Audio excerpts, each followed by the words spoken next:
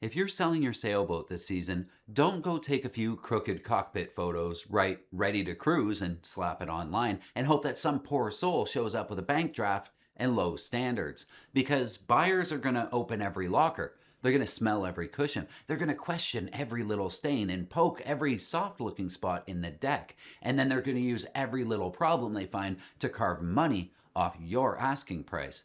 So today we're building a seller's checklist, the things that you should clean, fix, document, photograph, price, disclose, and prepare before your boat goes up for sale. Get this right and your boat looks cared for. Buyers will trust you faster, surveys get less scary, and you might actually sell the thing before it becomes a permanent dock ornament with registration numbers.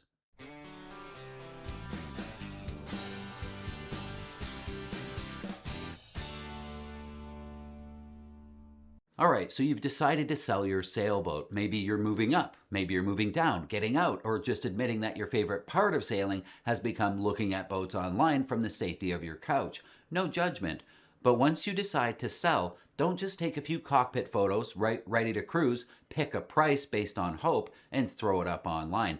That's how sellers lose money. Selling a sailboat is not just about finding someone who wants a boat. It's about showing that your boat has been well cared for, has been documented and cleaned and priced fairly and honestly represented.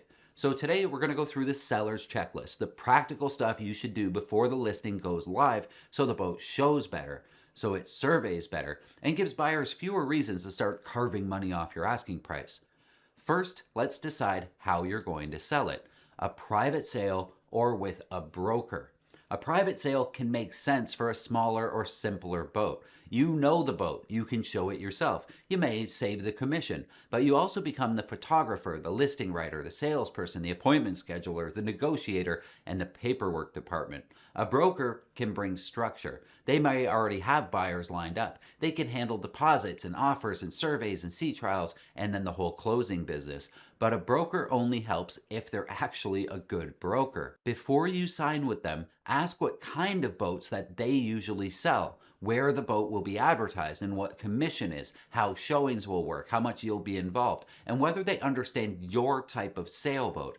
A broker who mostly sells center consoles in Miami might not be the best person to explain your cutter rig, your old Westerbeek diesel, your storm jib, and your emotional support wind vane.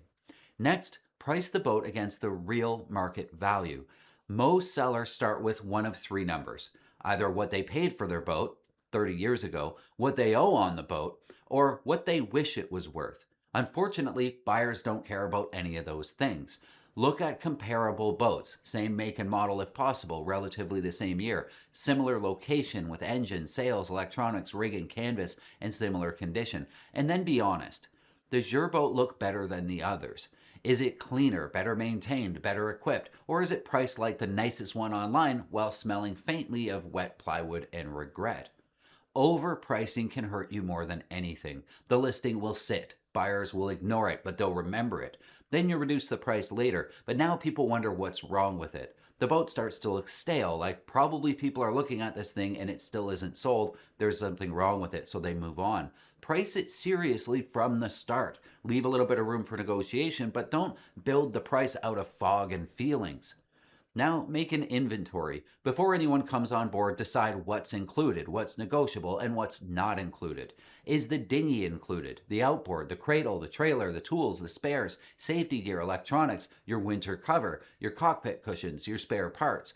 This is the key moment where you decide not to be a hoarder and keep everything you might use someday. And then write it all down. Comes with lots of gear sounds helpful until buyers realize that lots of gear means 3 broken pumps, 2 mystery sails, and a milk crate full of bronze fittings from a different boat. Once your inventory list is clear, start removing things. Declutter this boat hard. A boat that feels normal to you may look crowded to a buyer. Clear the countertops, empty unnecessary gear from the lockers. Remove your personal tools, your clothes, your food, your bedding, old spare parts, family photos, half-used bottles of cleaner under the sink, and anything that makes the boat feel smaller. You're not selling your storage system. You're selling the buyer's future boat. Everything that can be empty should be empty. This is their storage system now. After decluttering, deep clean it. Not good enough clean for a boat, actually clean. Start with smell because buyers notice that first. Mildew, diesel, holding tank, damp cushions, old bilge water, stale fridge smell, they all cost you money in the end. Air the boat out good. Clean the bilge. Clean it under the floorboards. Clean the head, the galley, the fridge. Clean every locker. Clean the engine pan. Wipe every surface. Remove mildew that causes smell. Wash cushion covers if you can. Aim for a neutral smell, not perfumed, neutral. A boat that smells like diesel covered with vanilla air freshener doesn't smell better. It smells like someone's hiding a crime in a bakery. Then clean the outside, wash the deck, scrub the non-skid, polish the stainless, clean the cockpit, wash the hull. If the gel coat will respond to a polish and wax, probably do that now. Make the boat look so well cared for, it's not abandoned. You want it to look so good that you don't want to sell it anymore. Once it's clean, you'll see the little problems. Go fix those things. Little things matter because a buyer will use them as clues. A burned out bulb becomes maybe there's bad wiring. A sticky hatch becomes maybe it leaks. A loose handrail becomes what else has this person ignored. Walk through the boat and test everything as if it's not even your boat and you're looking at it for somebody else with a critical eye. Turn on every light, pumps, switches, faucets. Check the burners on the stove, outlets, gauges, winches. Turn every single winch and make sure the pawls engage. Check the clutches, hatches, port lights, locker latches, zippers, seacocks. All the instruments, turn them on and off. Battery switches, bilge pumps. And then go fix all the cheapest stuff first. Then address the more important stuff. Make sure all the bilge pumps actually work and pump water. Check the navigation lights. Make sure that that engine doesn't have any starting problems. No fuel leaks, no charging problems, electrical issues, seized seacocks, and active leaks. Be careful with big upgrades too. Don't assume that spending 10 grand means the boat is going to be worth 10,000 more. New electronics and canvas and sails or cushions may help the boat sell, but you probably won't get that money back. Fix things that affect safety and trust and function and presentation. Be honest about the rest of it. If the sails are old but usable, say so. Take them to a sail loft and get somebody to sign off on them. If the electronics are dated but still working, say that. If the canvas is tired, price it accordingly. Now let's talk about the engine because for many buyers, the engine is the scary box. If it starts easily, runs cleanly, and looks maintained, that builds a lot of confidence. So clean out the engine compartment. Check belts and change them as necessary. Change the fluids, the filters. Raw water flow needs to be checked and clean the strainer. Make sure the engine starts cold and easy. Make sure it charges. Fix obvious leaks. Have service records ready if you have some. If the engine has a special starting ritual involving the throttle position, a prayer, and a screwdriver, deal with that before survey day. Next is paperwork. A clean boat gets attention. Good records will build trust. Gather your registration or documentation, proof of ownership. If there's a lien that was on the boat, show proof that it's been released. Engine service records, yard invoices, survey reports, manuals, rigging receipts, sail inventory, canvas invoices, bottom paint records, winter storage records, and paperwork for the dinghy, the outboard trailer, cradle. If you say the rigging was replaced, have the invoice. If the engine was rebuilt, have the paperwork. If the batteries are new, give them the receipt. Receipts turn claims into facts. New rigging is a vague thing to say. Standing rigging replaced in 2021 by this particular yard. Here's the invoice. Now that's useful. Now take your pictures, but only after the boat's clean and staged. Your listing photos are the first showing that anyone's going to see. Bad photos can kill interest before the buyer ever calls. Everybody who looks at a boat for the first time on Yacht World scrolls through the pictures really quick, looking for something they don't like so they can dismiss that boat. Don't be that one. Shoot your pictures in good daylight. Take horizontal photos, not vertical if you're using a phone. Clean the lens. Remove clutter around the boat. Turn lights on below. Open all the curtains. Don't use strange angles or try to hide the ugly stuff so completely that the survey feels like an ambush later. If you're using your old iPhone 4 and you can't take good pictures, call your grandkid and ask them to do it for you. Get the exterior, bow, stern, cockpit, deck, helm, galley, saloon, heads, berth, engine, electrical panels, batteries, instruments, sails, canvas, storage, and bilges if it's clean. If the boat's hauled out, get the keel, the rudder, the bottom, the prop.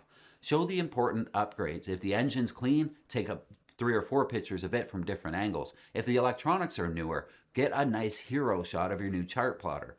If the bottom was just repainted, show that. Then write your listing. A good listing is clear, specific, and honest, but not rambly. Include the year, make, model, length, location, price, engine hours, if you know them, the rig type, keel type, major equipment, upgrades, and general condition. Explain how the boat's been used. Was it freshwater? Was it coastal cruised? Did you club race it? Stored indoors? Was it hauled out every winter? Was it recently sailed? List all your upgrades with dates whenever you have the dates. And then list your known issues. This might feel risky in a for sale ad, but serious buyers know that used boats have problems. What they hate is discovering them after they've spent the time, travel, survey money, and emotional energy. If the refrigeration doesn't work, say so. If the sails are a bit older, say that. If the depth sounder's intermittent, let them know. If the teak needs to be polished, tell them. A listing that says needs nothing on a 10, 15, 20-year-old boat deserves immediate suspicion and probably a small investigation. Once the boat's listed, prepare for showing. Before each showing, show up early, air the boat out, wipe surfaces, check the bilge, turn all the lights on, charge the batteries, make sure the engine starts, clean the head, remove any valuables, and have the inventory and records all ready. During the showing, answer questions, but give the buyer some space. They need to open lockers and look around and talk privately if it's a couple, and imagine owning the boat themselves. Don't narrate every cushion and hinge like a museum guide with a separation anxiety problem. Know the boat's story.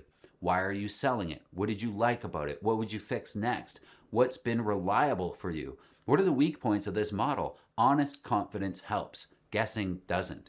Now prepare for a survey and a sea trial. Before accepting an offer, know your number. Your asking price, your realistic sale price, your walk-away price, what gear is included, what you're willing to fix, and what you'd rather discount.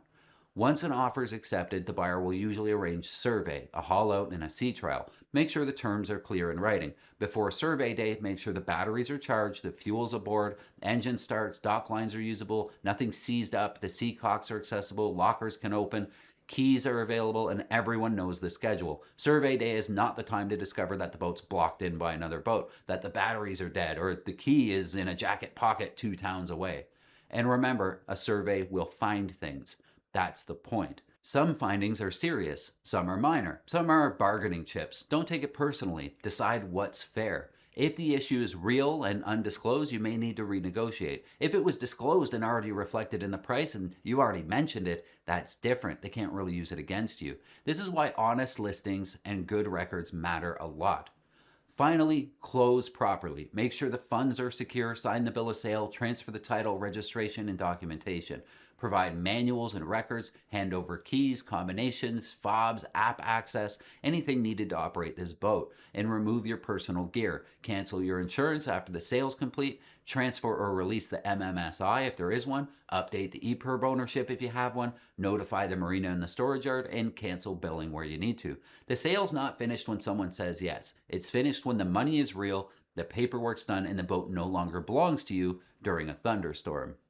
What other advice would you give a seller today? Leave it in the comments. The more they know, the better. And don't forget to give this video a thumbs up. It really helps us out, but also it lets YouTube know that you like sailing videos, so it'll show you more of them. How cool is that? And hit subscribe so I can see you again next time.